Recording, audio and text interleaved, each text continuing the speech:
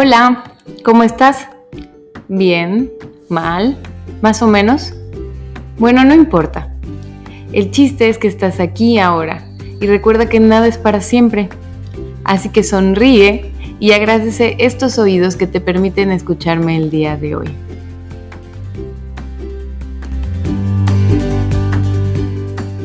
Hello, te doy la bienvenida al episodio número 36 de Soy Feliz, el podcast. Abra Cadabra. Yo soy Liz Díaz. Recuerda que puedes encontrarme en todas las redes sociales. Estoy como @soyfeliz_bioterapia. Hoy invitado a este espacio al maguito Pablo Muñoz. Él es investigador de tradiciones comparadas, creador del podcast Pablo en Conexión, así lo pueden encontrar en todas sus redes sociales y yo tuve la fortuna de conocerlo en su curso buenísimo de tarot en plena pandemia. Bienvenido, Pablo. Qué gusto me da poder compartir contigo, Liz, después ya de un par de años y Sí, además sí. ver todo lo que has crecido, todo lo que has desarrollado en tu espiritualidad, pues ha sido tremendo este crecimiento. Y pues particular que por lo menos que yo te conocí para acá de la pandemia, ¿no? En una situación en la que para la mayoría de las personas había crisis y al mismo tiempo para otras personas se generó pues una oportunidad de despertar de conciencia súper importante, ¿no? Entonces muy contento y agradecido de tu invitación. Muchas gracias. Igual a mí me ha gustado, no tenemos contacto, pero pues nos seguimos en redes y la verdad eso es como que seguir platicando, ¿no? Nos da gusto el crecimiento de cada uno. Sí, súper especial, súper bonito y bueno, pues muy padre la invitación, sobre todo el tema, me encantó el nombre, Ujú. porque es una palabra que abracadabra, es un concepto mágico bien importante, que quiere decir creo al hablar. Su origen se pierde un poco en la historia de los tiempos. Tiene una mezcla, se dice que el origen puede ser judío, bueno, hebreo, o que puede ser un origen árabe, pero tanto para uno como para el otro de los personajes o culturas que acabo de mencionar, el concepto de abracadabra, creo al hablar, es muy importante. Entonces, yo sé que la mayoría de las personas vincula eso como con ilusionistas, abracadabra y aparecen cosas, ¿no? Pero en realidad abracadabra es un concepto muy antiguo que hace referencia a la base pues, de toda la magia que probablemente hoy nos toque hablar un poquito de eso. Ay, sí, sí, yo la primera vez que escuché este concepto, pues fue justo de ti, ¿no? De tu explicación y me voló la cabeza, porque más que de ilusionismo, yo sí lo asociaba con magia, pero pues de Disney, ¿no? Pues literal, que es como un spell, abracadabra, que sí, ¿no? Que esas son las palabras. Entonces, pues por eso y te invité a ti, que eres la persona que más puede compartir y hacernos entender cómo la magia no es algo irreal, sino que nosotros la podemos hacer. Entonces, ¿cómo llegas a saber todo esto? ¿Qué es un investigador de tradiciones comparadas para todo esto? Bueno, existen dos posturas en la espiritualidad a nivel humano en general a lo largo de la historia. Existen las posturas conocidas como heterodoxas y las posturas conocidas como ortodoxas.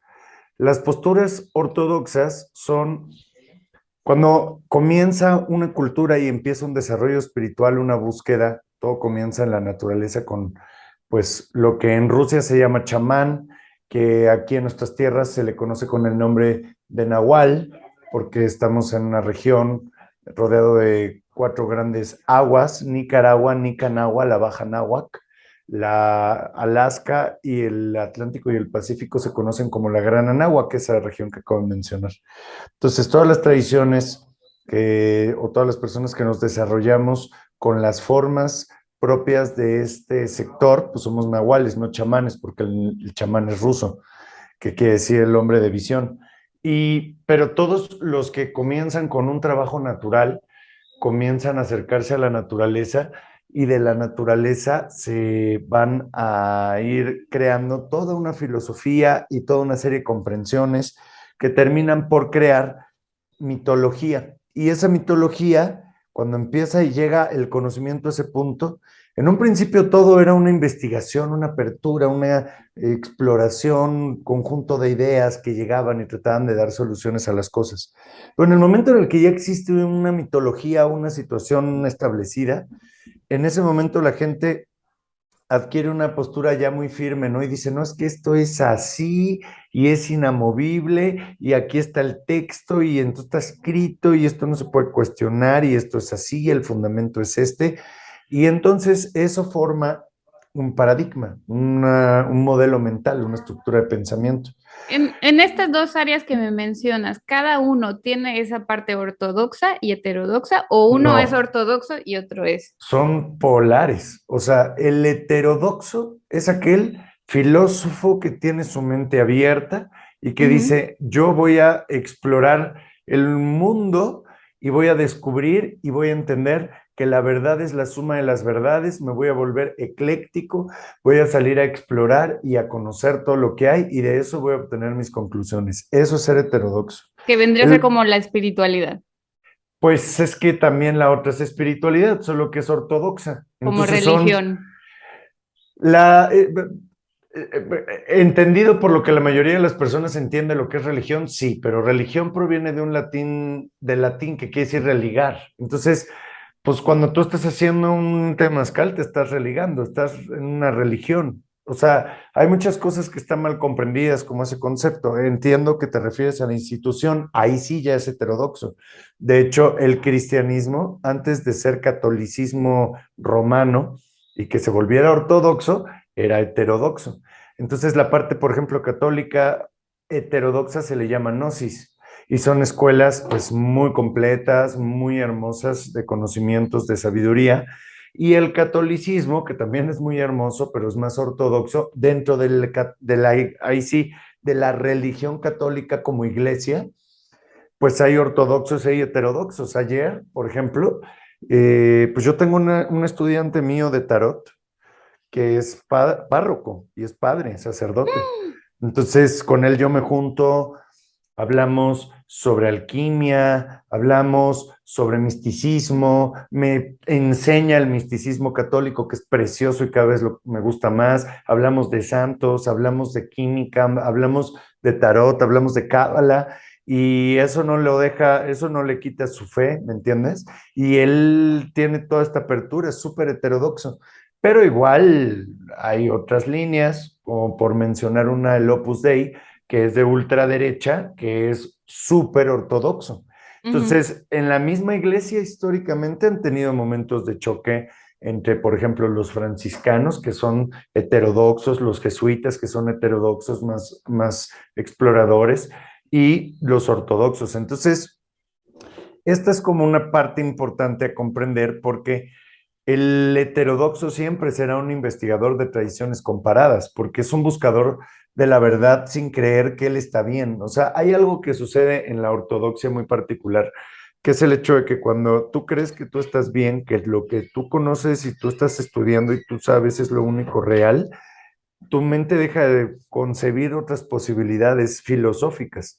Y cuando dejas de concebir otras posibilidades filosóficas, tu mente se cierra a un paradigma, es decir, a una estructura de pensamiento, un modelo mental definido por una religión, una filosofía o un culto, versus la heterodoxia, que es el Todo es posible. permanentemente, todo es posible, permanentemente ponerte a prueba, permanentemente transformarte y ponerte en tela de juicio a ti mismo y todo lo que crees, ¿no? O sea, hay muchas Ujú. escuelas de los misterios que lo que te dicen es, para poder comenzar aquí, lo primero que tienes que hacer es desaprender y a partir de ahí comenzar a aprender. Entonces eso pues es muy interesante, ¿no? Ok, sí. No, pues soy completamente heterodoxa.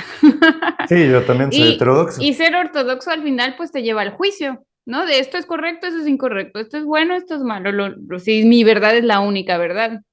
Sí, es un poco lo que sucede, justo. La parte heterodoxa se vuelve más cerrada y el juicio, que es todo un tema a comprender y a aclarar, que no es el lugar para hacerlo, pero entender la complejidad del juicio, pues es entender, o sea, de dónde viene. Nosotros, por ejemplo, voy a dar un ejemplo que puede ser enriquecedor. Cuando nosotros hablamos del mito o del génesis del catolicismo bíblico, el génesis bíblico, donde aparece Adán y Eva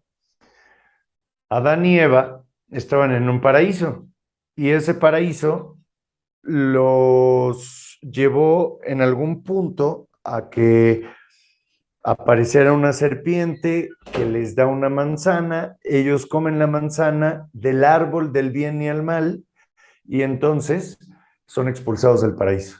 Pero más que tomarlo de manera, pues así como está escrito, literal, pues es un simbolismo que lo que nos explica es que Adán y Eva, antes de salir del Edén, estaban en un estado primario, en un estado de conexión espiritual permanente. Cuando comen la manzana, la serpiente, que simboliza el conocimiento, la serpiente serpentis, ser pensante, siempre tiene relación con el tema del conocimiento y la sabiduría. La serpiente representa la sabiduría. Entonces, la sabiduría es lo que te va a llevar al árbol del conocimiento y del bien y el mal, y te va a seducir para que entres al árbol del conocimiento y el bien del mal y consumas de su fruto. Entonces, cuando consumes el fruto del bien y el mal, nace el juicio, porque eso es el bien y el mal. Y a partir del juicio comienza tu mente a ingresar de la unidad en donde todo es armonía a la materia, porque pues nosotros en el plano material que es dual, pues nuestra mente dual, igual que toda la manifestación, tiende al juicio de valor. Y esto además tiene mucho que ver con abracadabra, ¿eh? Porque antes de que aparezca, los antiguos egipcios creían que cuando tú nombrabas algo le dabas existencia. Entonces cuidamos en los caminos mágicos mucho el verbo, porque incluso la Biblia, que viene de la misma región del planeta que la magia, de la misma es la misma, ¿eh? Porque las dos son mesopotámicas, aunque también Egipto tenía magia, pero Mesopotamia, que también es el origen de lo hebreo, porque de ahí es Abraham de la ciudad de Ur, pues decían que, o sea, el cuidar el verbo, dice la Biblia, en el principio era el verbo, ¿no? Entonces, el verbo hay que comprender mucho lo que implica el verbo, porque el verbo al nombrar una cosa le das vida y al darle vida a eso estás creando y eso es lo que representa abracadabra. Entonces, cuando tú expresas cosas, por ejemplo, heterodoxas, quedas atrapado en ese patrón heterodoxo y tu mente crea esas cosas de manera heterodoxa. Si tú creas el concepto desde la ortodoxia, pues vas a quedar en ese modelo mental. Entonces, cuando tú eres prudente, no mencionas cosas que no debes, no le das poder a las cosas que no debes expresándolas y cuidas tu verbo, entonces empieza a haber una influencia en tu entorno que transforma la realidad. Y esa influencia que transforma tu realidad es pues una clave mágica muy importante. Por eso es que Abracadabra, pues me encantó que pues fue a la elección del nombre del programa, es muy acertada y creo que sintetiza muy bien como la lógica de lo que tratamos, bueno, yo compartir. Que también se puede aplicar en la toltequidad, pues en los acuerdos, ¿no? En los cuatro acuerdos que te dicen sé impecable con tus palabras, porque estás creando a partir de eso. Sí, digo, hay que tener presente una cosa, esto por ejemplo, cuando empiezas a investigar tradiciones, empiezas a entender un poco más las cosas. Las tradiciones de aquí, aunque los cuatro acuerdos son muy potentes, no es un texto antiguo.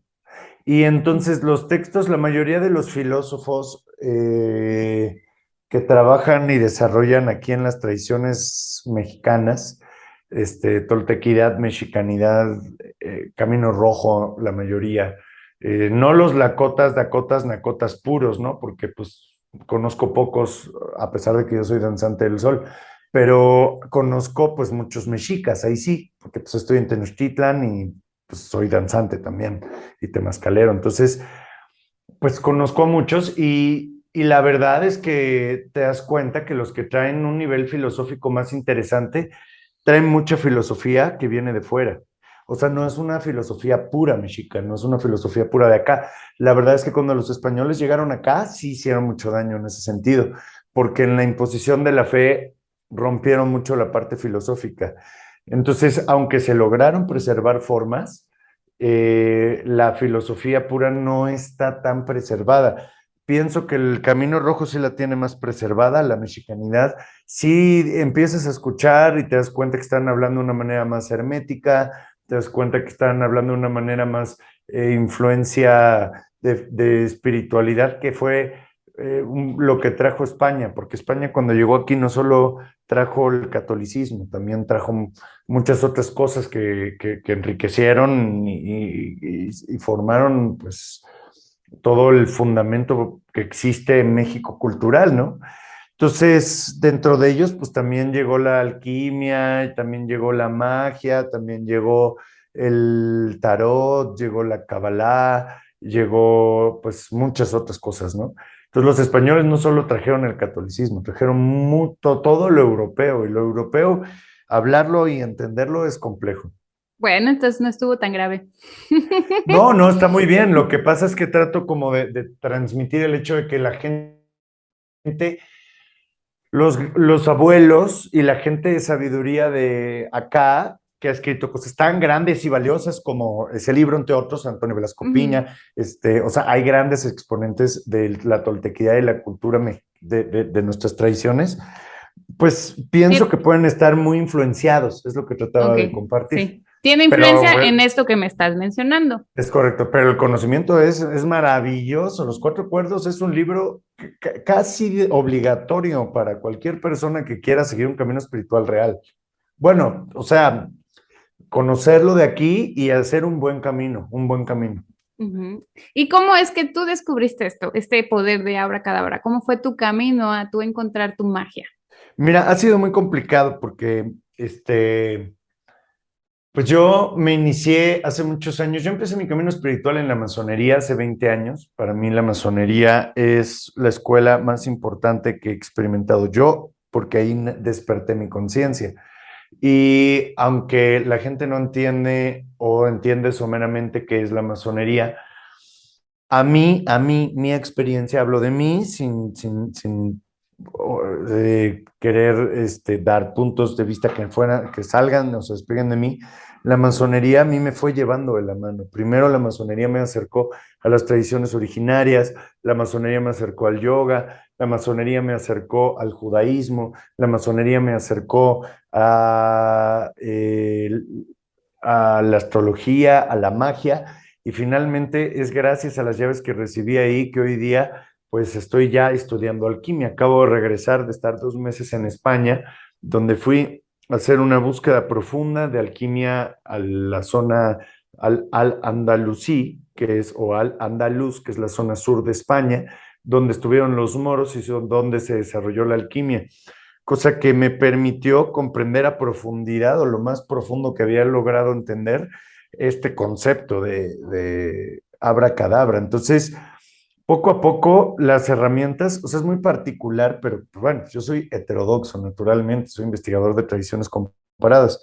Entonces he metido la nariz en muchas cosas y en muchos caminos espirituales porque me interesa descubrir pues lo que está oculto detrás de todas, ¿no? Esa información, ese conocimiento que está oculto detrás de todas las tradiciones te develan lo que yo considero la tradición oculta detrás de todas. Entonces, todas tienen claves, todas tienen pedacería y también todas tienen gente reprochable y todas tienen gente con ego y todas tienen personas que se pararon en un tabique y hacen un mal uso de la tradición. Pero también todas tienen gente muy sabia y todas en el fondo tienen la sabiduría que no tiene que ver con el hombre. La sabiduría es algo que va, o sea, es un conocimiento que tiene una forma, que se transmite en una sabiduría y llega el hombre a tratar de beber de eso y volverse, en teoría, una mejor versión con lo que pueda hacer. Pero eso no atenta contra la sabiduría de eso, ¿no? No importa Sí, cuál. ni que no apliquen ellos la ley de la polaridad, ¿no? O sea que va a haber estas dos partes. Siempre. Y también va a haber ortodoxos y también va a haber heterodoxos. O sea, tengo un muy buen amigo Nahual que cuando él empezó, lleva ya muchos años, tiene mucho camino aquí en México, pues él tiene ojos verdes y cuando iba a las danzas en el Zócalo lo veían para abajo, ¿eh? O sea, eran súper racistas con él.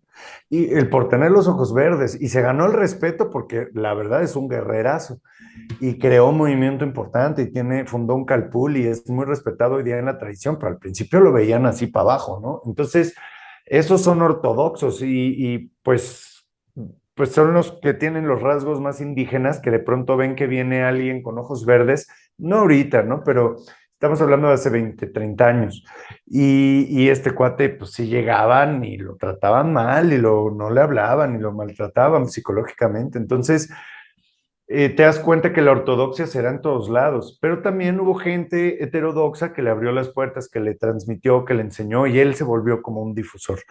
Entonces, la palabra es bien sagrada, es bien compleja. De hecho, en caminos como la Kabbalah judía, se pesa.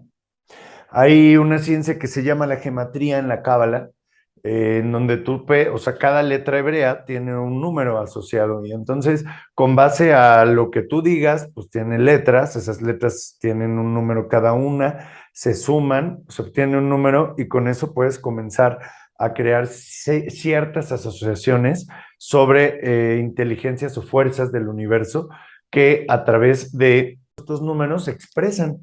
Y entonces tiene un peso la palabra. Imagínense a qué nivel han llegado los judíos, los árabes hacen lo mismo, en que tus palabras tienen un peso que puede generar, se puede pesar, se puede medir el peso de una frase, de una palabra y de una intención. Ahora, si nos vamos a las investigaciones de Masuro Emoto, pues la parte de Asia hacia el este de Asia, pues este señor descubrió que cuando tú le metes o sea, tú agarras y dices una grosería, por ejemplo, y lo dices en el agua, y esa agua la congelas, cuando la ves al microscopio, se Sí, sí, ve sí. disruptiva, ¿no? Y cuando le dices palabras armónicas como amor y cosas bonitas, el cristal se ve pues de manera geométrica al microscopio, ¿no? Sí, como un copo de nieve bonito. Se ve, sí, hermoso, simétrico. Entonces, te das cuenta que hay como una dualidad en el verbo, la intención y el verbo sí crean. Entonces, en esta lógica en donde los egipcios creían que o sea, existe un mar en la cosmogonía egipcia que se llama el mar de Nun, y entonces tienes el mar de Nun y en el mar de Nun está pues la inexistencia, es decir, todas las posibilidades están en ese mar, pero no existen, solo existen las posibilidades. Entonces, cuando alguien le da una palabra, es como si metiera la mano al mar de Nun y saca un pez de la existencia, entonces crea algo. Entonces, ese paso de generar una existencia a través del verbo genera un concepto y el concepto tiene vida en el plano físico y en el plano mental. Y tiene Cuando que ser a partir del verbo, o sea, cuando lo piensas, no se mete la manita. ¿quién lo piensa? Y cuando tú lo piensas, estás hablando. O sea, Ok. el verbo no necesariamente tiene que ser algo que tú digas. Claro, porque ya lo estás ordenando en palabras, ¿no? O sea, es como el justo el... Normalmente hablamos en la mente. Todo el Mm, tiempo estás hablando. Eso es una de las cosas más importantes a cachar cuando estás en un trabajo como ya interno, ¿no? Profundo, porque tienes que darte cuenta que hay una voz y tú tienes que ir detrás de esa voz y observarla y decir, y ya te caché, y entonces tú quieres observar a esa voz y silenciar a esa voz, porque entonces, ¿quién es esa voz? Si tú la ves, ¿quién es esa voz? pues Pues es es, el diablito o el angelito. ajá, como le dicen, ¿no? La loca de la casa. Entonces, esa vocecita que está todo el tiempo hablando es un verbo. Y ese verbo crea imágenes y tus pensamientos están en torno a un verbo mental que no necesariamente es físico, pero que después se convierte en físico. No sé, hay personas como yo, soy una de ellas, que de pronto están pensando solos y están hablando solos y no se dan cuenta, no nos damos cuenta. O sea, se llama soliloquio eso. Entonces, yo me estoy bañando y de pronto estoy así haciendo conjeturas y hablo. Entonces, de pronto salgo y la gente se queda así de, oye, ¿con quién hablabas? Y yo, ¿a poco estaba hablando? Pero pues es que habla aquí y luego ni te das cuenta. Ujú. Y cuando lo expresas, pues le das más poder.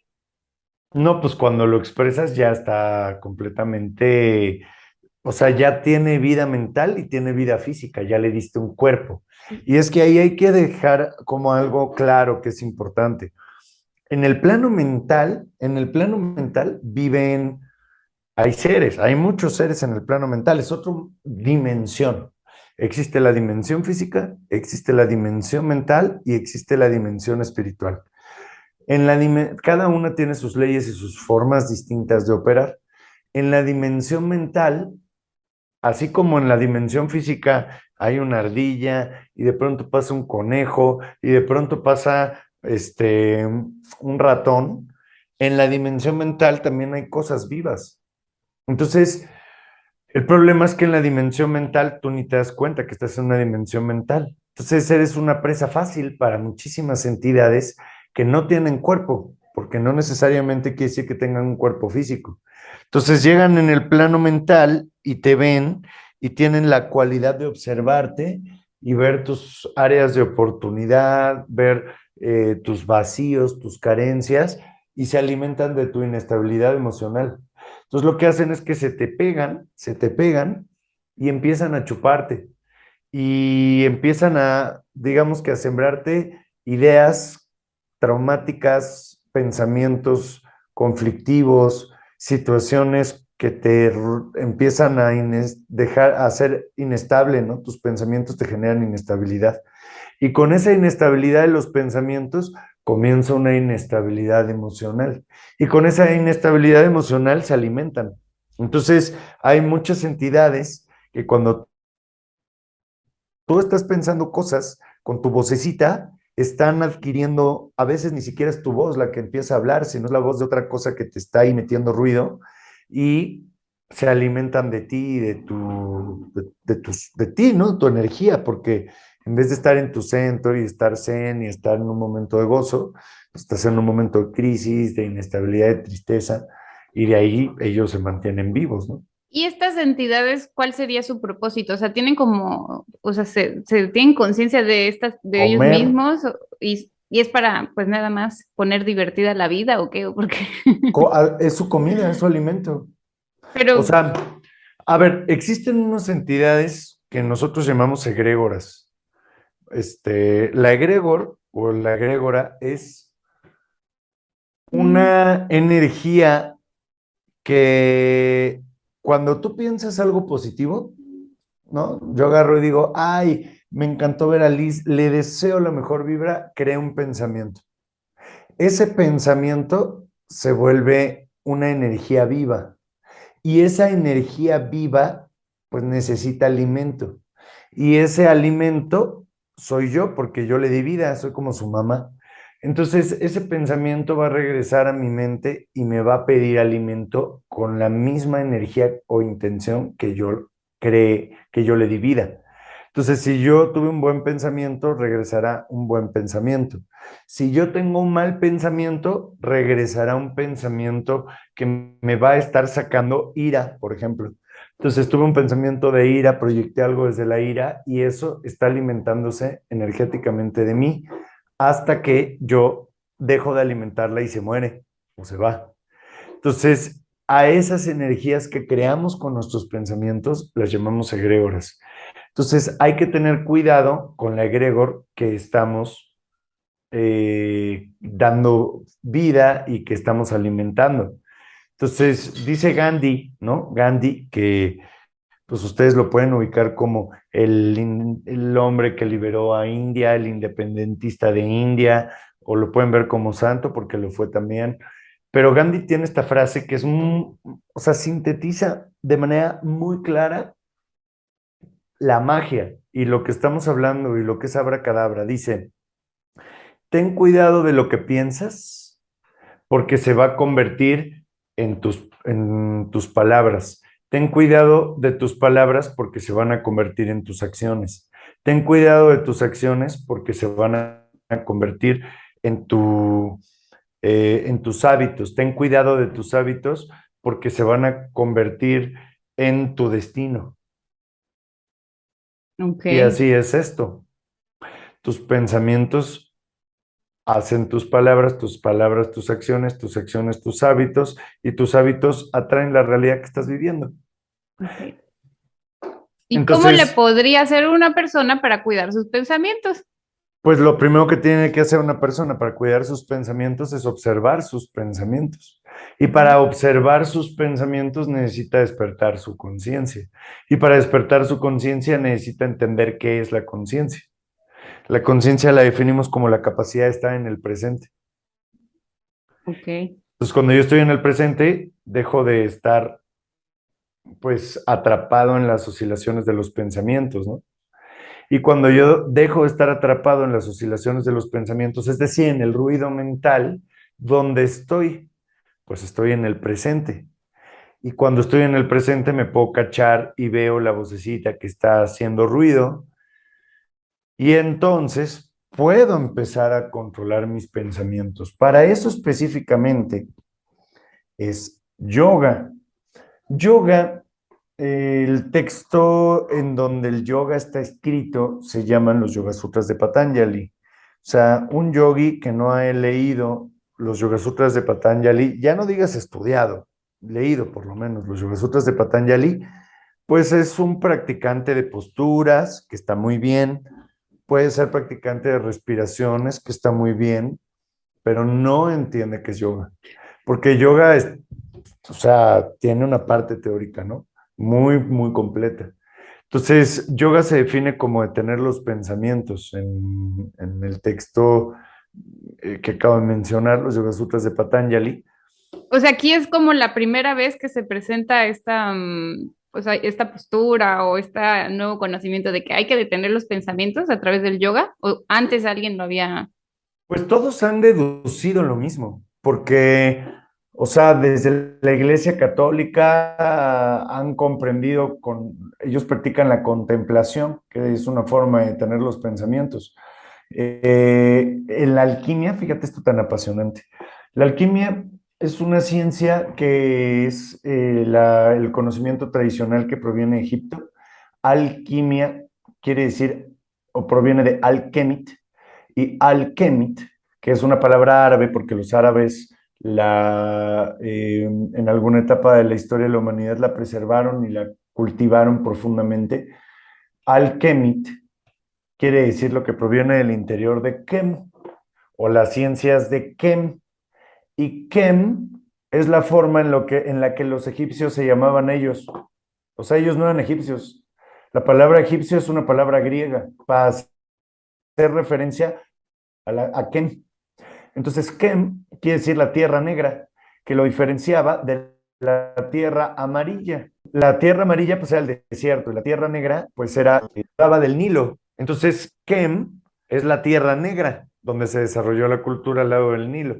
Entonces, las ciencias de Kem, que eso es lo que quiere decir alquimia, pues tú literalmente, cuando comprendes la filosofía, que es una ciencia antiguísima, de donde proviene la química, la metalurgia, la botánica, en la medicina, entre otras cosas, de ahí salió la homeopatía, de ahí salieron las flores de Bach, tiene la naturopatía una influencia importantísima en la alquimia, pues necesitas un laboratorio en un punto para hacer procesos. Y esos procesos que haces en laboratorio, literalmente, pues cuando tú comprendes esto, dice una enseñanza alquímica, ora et labora. Lab, oratorio, quiere decir labora y ora. Lab, oratorio, labora y ora. Ora et labora. Y eso quiere decir que cuando un alquimista entra al laboratorio, entra a orar. Y orar es meditar. Entonces, cuando tú quieres trabajar la alquimia y quieres que lo que estás produciendo realmente logre un extracto alquímico, que es una cosa que pues poca gente entiende que es, cuando logras una tintura madre alquímica bien hecha, tú te avientas del orden de 20 horas en silencio observando cada proceso de lo que tú estás haciendo, porque se impregna tu espíritu en el proceso cuando lo observas y lo meditas. Entonces, no es que tú agarres, pongas el proceso y te eches unas sabritas. sino que pones tu proceso, en la etapa en la que esté el proceso alquímico, y te sientes a observarlo y empiezas a meditar. Entonces, estás orando todo el tiempo. De hecho, si en el laboratorio entras con ruido mental o ruido emocional, existe el oratorio al lado donde laboras, está el oratorio. Entonces, es un cuarto pegado al laboratorio en donde iban a orar. Entonces, en ese cuarto puedes agarrar y practicar yoga, puedes sentarte a hacer meditaciones budistas o puedes sentarte a hacer lo que quieras. Regresas a tu centro y entonces regresas otra vez al laboratorio a seguir tu proceso. Entonces, te das cuenta que la meditación está en muchos lugares de formas distintas, pero todo el mundo se da cuenta de esto. Entonces, cuando logras hablar ya con gente que lleva muchos años, por ejemplo, este personaje que te comentaba, que es un muy buen amigo mío que ha estudiado tarot conmigo, que es párroco, sacerdote católico, Ujú. pues ya trae pues, una licenciatura en teología, maestrías, ha estudiado en varios lugares del mundo y trae muchísimo conocimiento y tiene 25 años siendo pues, sacerdote, ¿no? Entonces, cuando tú hablas con una persona que tiene 25 años deglutiendo el conocimiento, ya estudió a los griegos a profundidad, ya conoce el catolicismo, es sacerdote, ha hecho sus prácticas profundas, se ha aislado, ha estado en monasterios donde no habla, o sea, ya trae una práctica más profunda, más larga, porque pues no es como minimizar al que por primera vez está teniendo acercamientos al camino para nada, pero no es lo mismo una persona que lleva 3, 4 años, 5 años y empieza una aproximación con una persona que lleva Lo 25 ha años experimentado. y ya es sacerdote y se ha aventado, pues, imagínate, el voto de castidad y otra cosa, ¿no? O sea, es un trabajo que ya tiene más experiencia. Esa es la única diferencia entre el primero y el segundo caso. Pero cuando ya hablas con gente que lleva mucho tiempo, coincides en muchas cosas, porque tu experiencia de mucho tiempo y la experiencia de mucho tiempo de otra persona llegan a los mismos lugares. Te das cuenta cuando una persona ya trae cierta madurez espiritual porque pues empieza a ser un poco más humilde, no quiere llamar tanto la atención, no necesita ser el foco de atención en temas espirituales, sobre todo pues cuando te ha tocado estar en una posición de investidura, justo eso le estaba yo hablando con él, no sé si sepas lo que significa la palabra investidura, pero Como sus trajes. mm, no, es un personaje. Ujú. O sea, un sacerdote, cuando está en un cafecito, es un cuate. Cuando él entra en su investidura, es decir, en su personaje de sacerdote, no es él, es el sacerdote, que es una energía. Es el presidente de la República, no es la persona, es una investidura y el que llega ahí tiene que cubrir ciertas formas y se tiene que conducir de cierta forma porque es una investidura. Entonces, cuando uno de pronto llega y te toca guiar una ceremonia, por ejemplo, nosotros aquí en Viveros hace 3 días hicimos una ceremonia de 108 luz al sol, tenemos 400 estudiantes que llegan, la gente te ve y no espera que te piques la nariz y te saques un moco, ¿no? O sea, es como hay que cuidar las formas, hay que cuidar las palabras, porque te vuelves, o sea, en ese momento es una investidura la que eres tú, no puedes, o sea, todo es muy medido.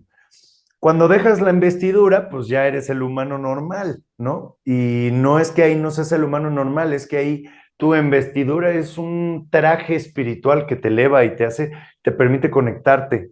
Es muy sagrada la investidura. Es, Entonces, es como el poder la responsabilidad que viene con el poder. exactamente. Entonces, hay que cuidar la investidura.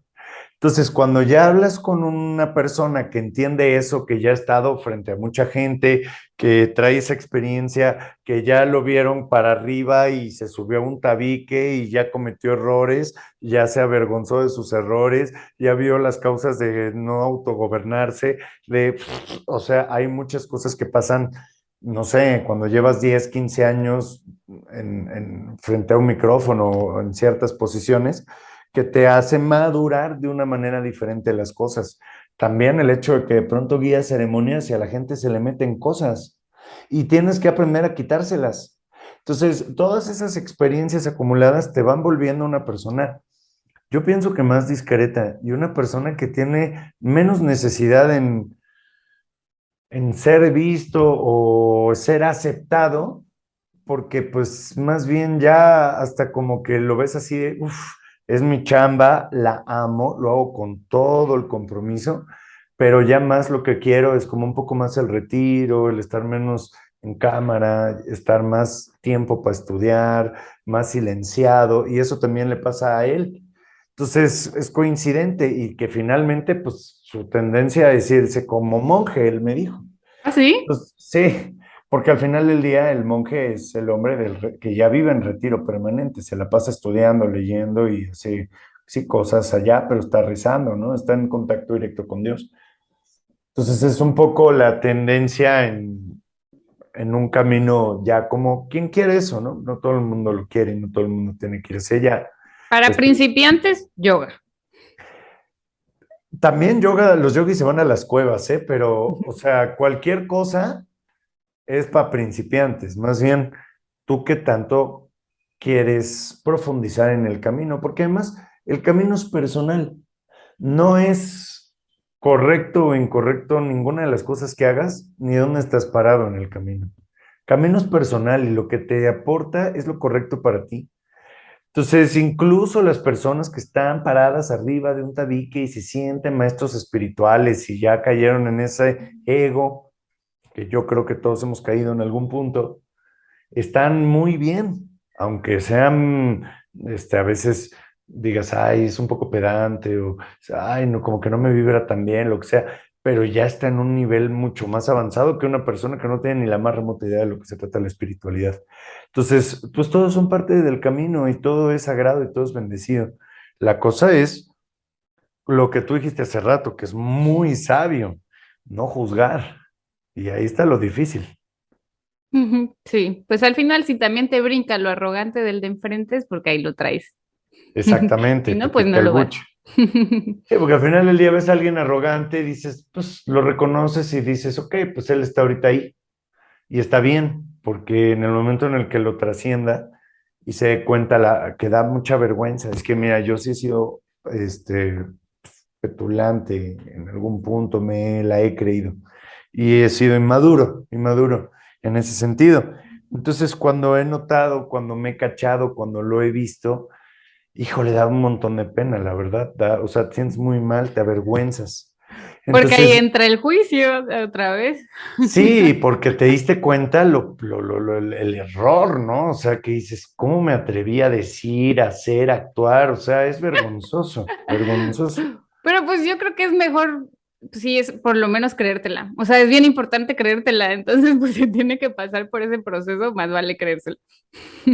Hay una serie de principios, ¿eh? Por ejemplo, el maestro espiritual, fíjate, esta es una enseñanza de las maravillosas enseñanzas masónicas que me han transmitido esa ciencia tan hermosa y que no lo he encontrado en ningún otro lugar, pero hay tres enseñanzas para comprender al maestro espiritual, porque así develando un poco los misterios de la augusta institución, son 3 grados, nada más. Hay muchos ritos que tienen más grados, pero para ser un maestro masón solo hay 3 grados. Es el aprendiz, el compañero y el maestro masón.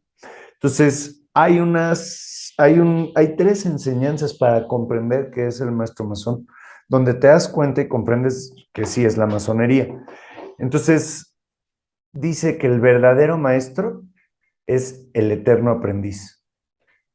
Esa es la primera enseñanza. La segunda enseñanza dice que el verdadero maestro solo se encuentra en el silencio. Y la tercera enseñanza dice que el verdadero maestro no se reconoce como tal.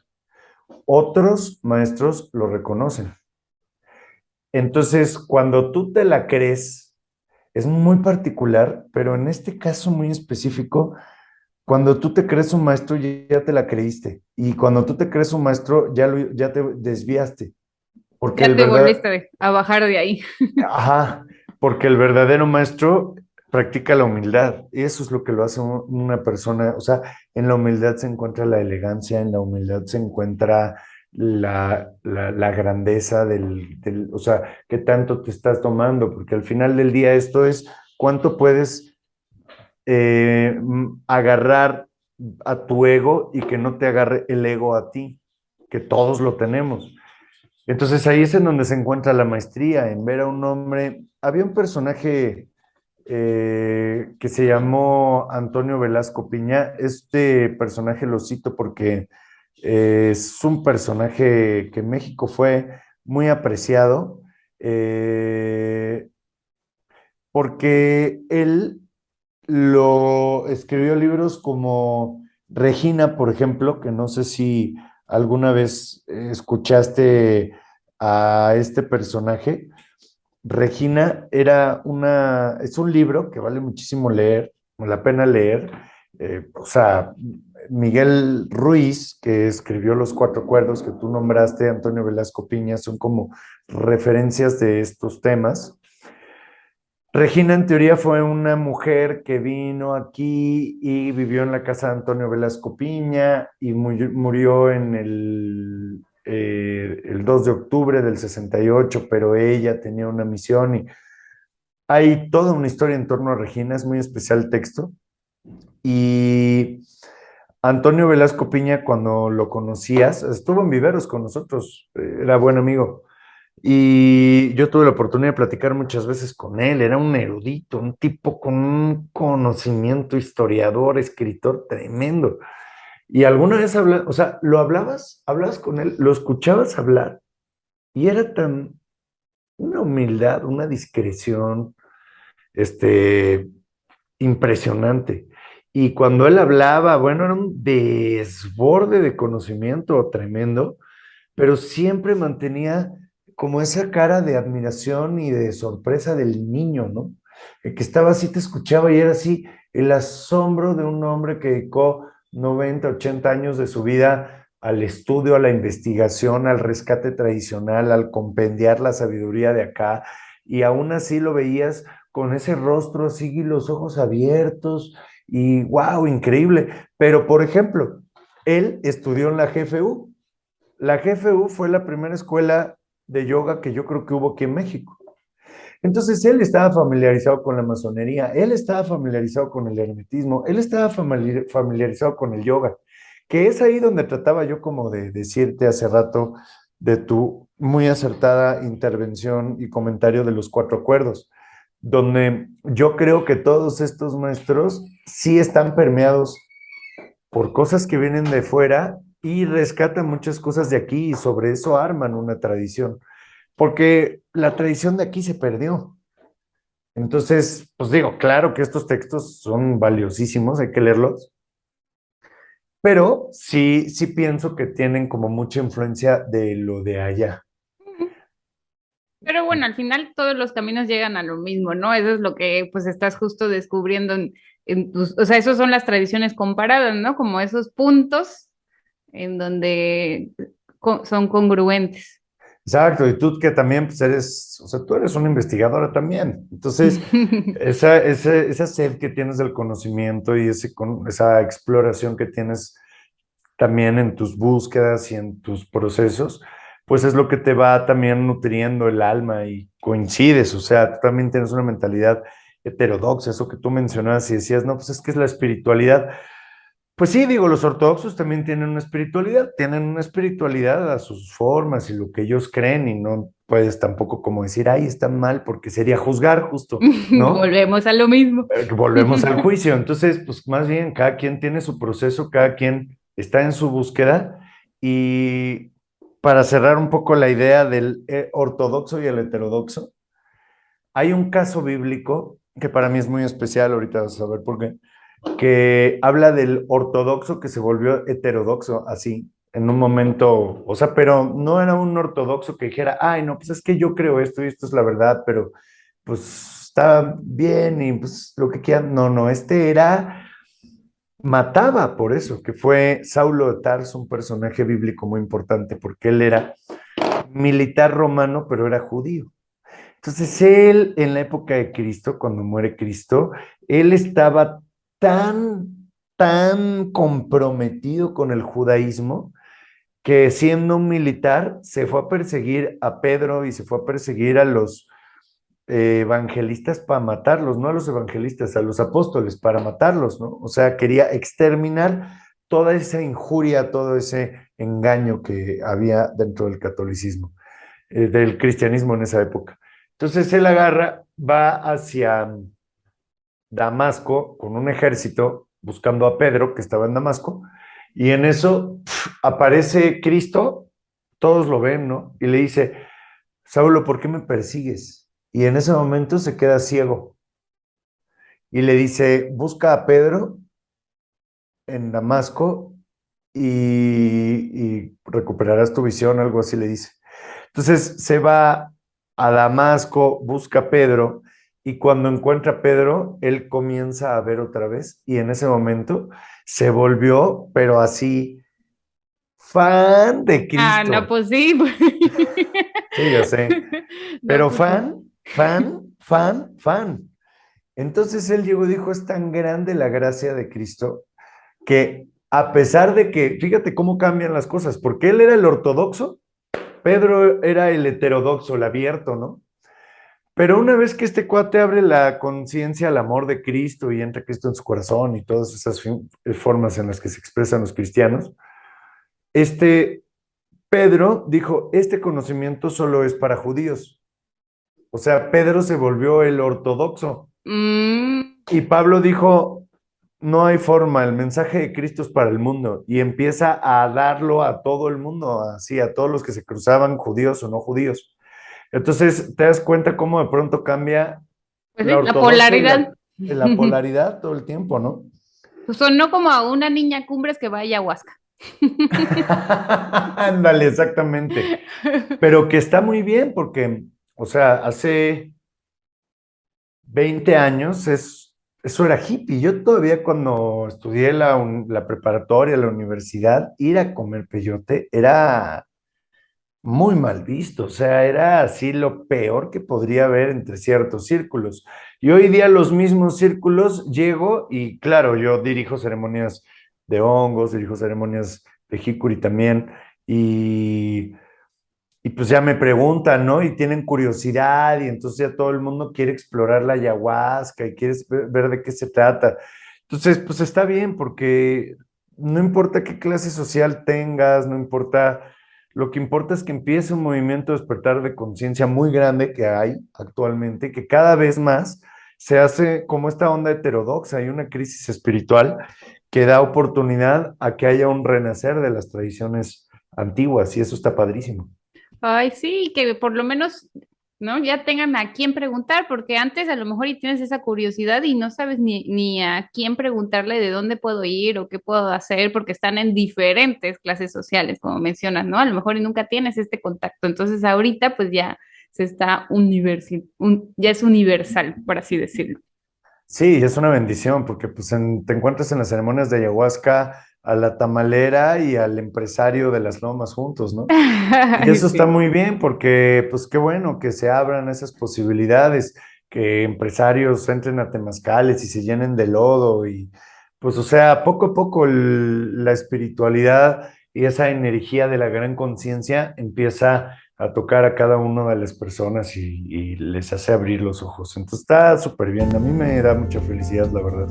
Está ganando terreno. Pablo, se nos acaba el Gracias por tiempo y escucharme. Te me estoy como deseo en que Disney tengas un absorbiendo todo tu excelente día. conocimiento. Me encantaría tenerte Recuerda aquí en sonreírle a otro todos. momento, pero hay algo que quisieras Te mando compartir. Sí, muchos la besos persona que nos está y escuchando también se quedó así de sorprendida y quisiera seguir estudiando. ¿Cómo te puede contactar o cómo puede ir a Viveros? ¿Qué pasa en Viveros? Bueno, en Viveros de Coyoacán es nuestro movimiento humanista. Es una práctica en Viveros de Coyoacán, para quien no sepa qué es, Coyoacán es un parque público en la Ciudad de México.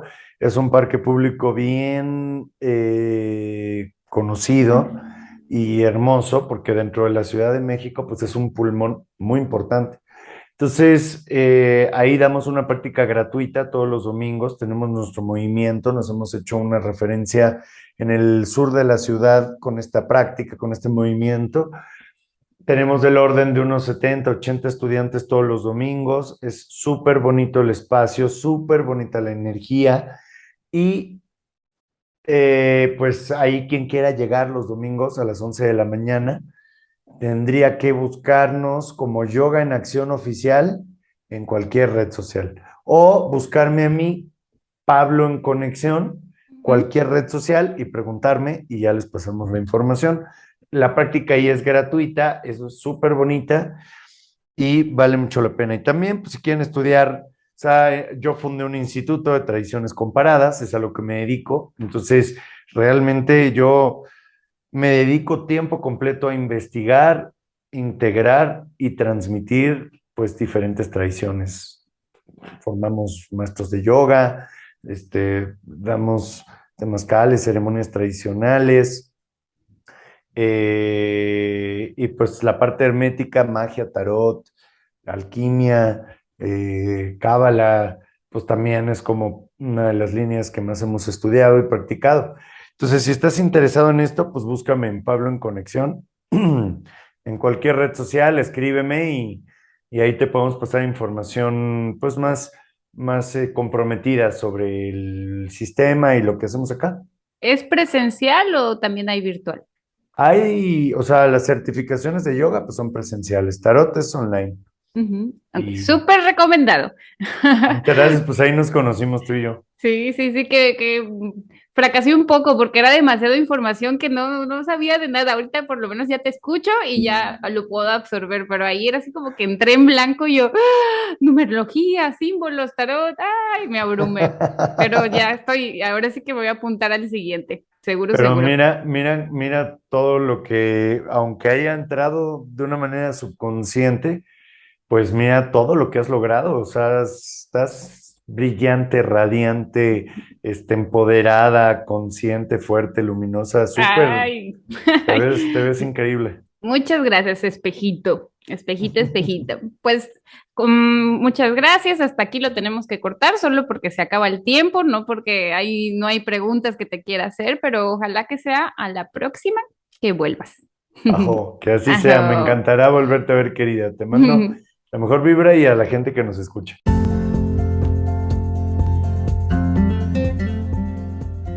Gracias por escucharme. Te deseo que tengas un excelente día. Recuerda sonreírle a todos. Te mando muchos besos, Liz.